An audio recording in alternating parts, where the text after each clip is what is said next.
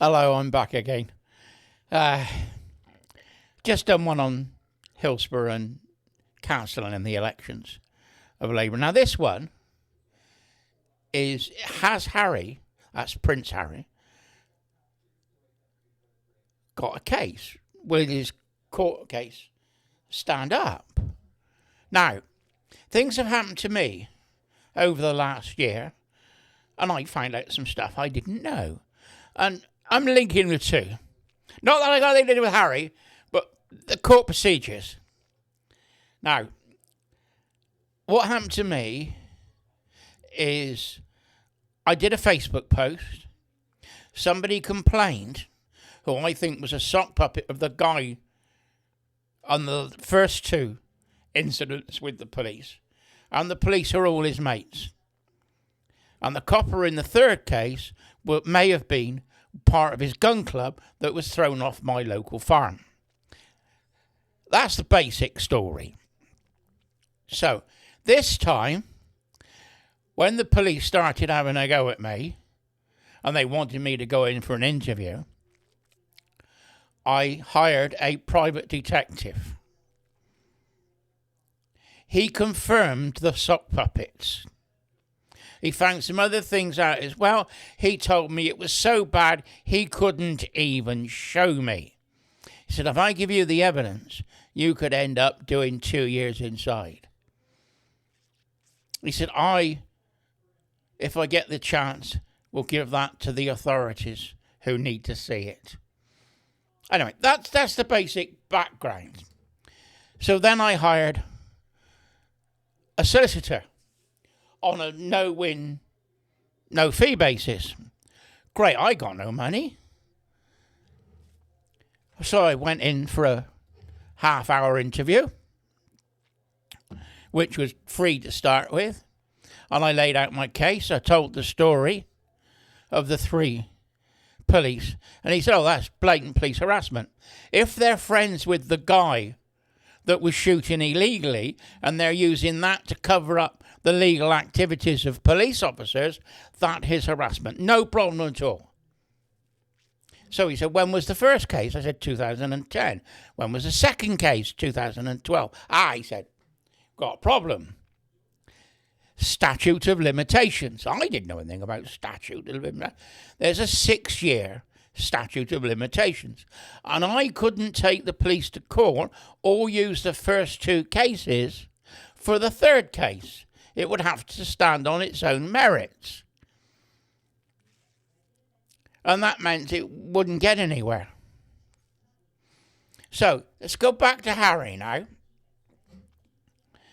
Harry is talking about stories that were in the press before he met Meghan Markle. Now, he got married in 2018. So this is before 2018. So that's over the 6-year statutory limit. I ask the question, will his court case fail because he's failed to put the court case forward under the statutory limit? Now it's gone over, the court case, in theory, using my experience, would fail. I don't know the answer. I'm not a lawyer and I'm not in court. But that's what I'm suggesting, is that Harry's court case should fail because he's waited too long to try and do something about it. Now, it doesn't matter if they did or didn't do what he alleges. It's over 6 years. But Harry has used it to have a go at the newspapers. Now, I find it odd. I need a haircut tonight. It's getting long. Am I stepping on your hair, son? That's what I used to say in the cadets when your hair got long. Am I stepping on your hair, son? Get it cut. Right. Now, what we do, where are we going? Back to Harry. Harry, on one hand, and Meghan, we'll put Meghan in with this as well, because I think she's got a lot to do with it, is feeding information to one of the reporters. I think it's the editor of the Sunday Mail. Because when you read them and they're online, it sounds like this coming direct from Meghan. So, on one hand, Harry and Meghan are feeding the Mail with stories. And then on the other hand, Harry's taking them to court for telling stories that they may have got from Harry's friend or from insiders within Harry's circle. Or maybe even the palace. Harry blamed the palace to start with for leaking information when he was with Meghan when they first went to the States. Then he dropped that. That's gone because it can't stand. There was a couple of reports. Independent journalists. One said that Harry is paying somebody working for William and Kate per month to supply them with information. Another theory from another political insider said that when Meghan was in Frogmore Cottage, one of the staff left and Meghan had her palm top, laptop, tablet, whatever it was. And Meghan took that to the States. That tablet, laptop, gets the round robins from the palace. The PR, the instructions, and what's going on. So that might have been a way that Meghan got the information of what was happening within royal circles. Don't know it's true, but that was the story that was put out. I wouldn't put it past Meghan at all. It sounds legit, doesn't it? It explains a lot of it. Anyway, can Harry be trusted with information? Sadly, when the late Queen died up in Scotland, William told Harry that the Queen would be transported back to London by train. It was all over the press within 2 days. Queen to come back by the train to London. So William knew that he couldn't trust Harry with information. In fact, Princess Anne accompanied the coffin of the Queen by plane down to London. And then she went through the streets and everybody came out. It's quite moving.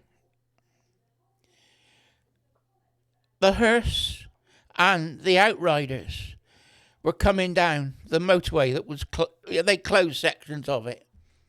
And people on the other side of the motorway were stopping on the whole charter, getting out and respecting the coffin. It still gets me today. It was absolutely incredible scene. But it's the people, it's us doing it. Showing our respect to the Queen. And Harry is leaking information. It could have been a security risk. Could have been a terrorist attempt on a train carrying the Queen. But William then knew he could not trust Harry. And you can't trust Meghan, because it could have gone, Harry could have told Meghan and Meghan could have leaked it. We don't know. But the problem is, Meghan and Harry are working so hard to maintain their profile within the press. You don't know if these stories they obtained legally or illegally. You know, they're saying, oh, they must have got that story because they hacked the phone. Well, there's no proof. And the guy, they hired a PI. And allegedly, the PI was going to say that he hacked the phones for the Daily Mail. Then before the court case, he wrote to the court. You can't make this stuff up. He wrote to the court and said it was a fabrication and the signature on his alleged affidavit is false. It was a fake signature. So Harry's team was lying to the court. Nothing's been said about that since. And he's supposed to be giving evidence at some time, but we don't know when. So Harry and Meghan are in this maze of deception. And they've now been proven twice to have lied to the press. One on the train and one on the phone hacking. Now, what else have they lied about? Maybe the children. Are the children real? And the other question I'd like to ask is when Harry was in court, he said, when my wife was pregnant. Now, if the children, alleged children, were born by a surrogate, Meghan would never have been pregnant. Think about that. So how can he say when my wife was pregnant in court? Throat's getting a bit dry.